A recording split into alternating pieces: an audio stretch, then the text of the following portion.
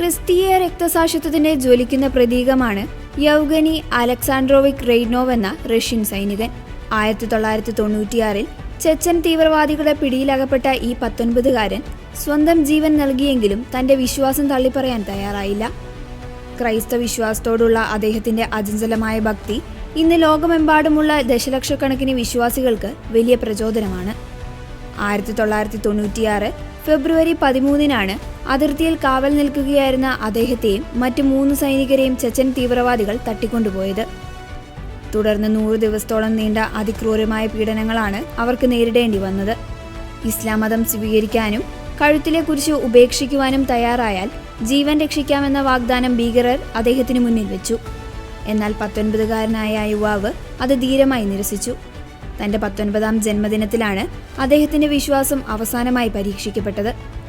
തീവ്രവാദികൾ അദ്ദേഹത്തിനോട് കഴുത്തിലെ കുരിശഴിക്കാൻ ആവശ്യപ്പെട്ടു. എന്നാൽ എന്റെ തല നിലത്ത് വീഴുന്നതിനൊപ്പമേ എന്റെ കഴുത്തിലെ കുരിശ് നിലത്ത് വീഴുകയുള്ളൂ എന്നായിരുന്നു മരണത്തിന് തൊട്ടു മുൻപ് അദ്ദേഹം നൽകിയ മറുപടി.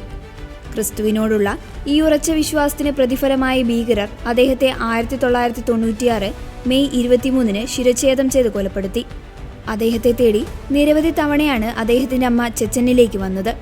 തന്റെ മകനെ തേടി 56 തവണയാണ് ആ അമ്മ യുദ്ധം കൊടുമ്പിരി കൊള്ളുന്ന ചെച്ചനിലേക്ക് യാത്ര ചെയ്തത്. ഒടുവിൽ മകന്റെ ഘാതകനിൽ നിന്ന് തന്റെ മകന്റെ മൃതദേഹം കിടക്കുന്ന സ്ഥലം അവർ കണ്ടെത്തി. ശിരസില്ലാത്ത മൃതദേഹത്തിലും കുരിശുണ്ടായിരുന്നു എന്നത് അദ്ദേഹത്തിന്റെ അചഞ്ചലമായ വിശ്വാസത്തിന് സാക്ഷ്യമായി മാറി. റഷ്യൻ ഓർത്തഡോക്സ് സഭ അദ്ദേഹത്തെ ഔദ്യോഗികമായി വിശുദ്ധനായി പ്രഖ്യാപിച്ചിട്ടില്ലെങ്കിലും റഷ്യയിലും പുറത്തും അദ്ദേഹത്തെ ഒരു രക്തസാക്ഷിയായി വണങ്ങപ്പെടുന്നു. അദ്ദേഹത്തിന്റെ കല്ലറ സന്ദർശിക്കാൻ 10,000-കണക്കിന് തീർത്ഥാടകരാണ് എത്തുന്നത്. പല സൈനികരും തങ്ങളുടെ മെഡലുകൾ അദ്ദേഹത്തിന് സമർപ്പിക്കാറുണ്ട്.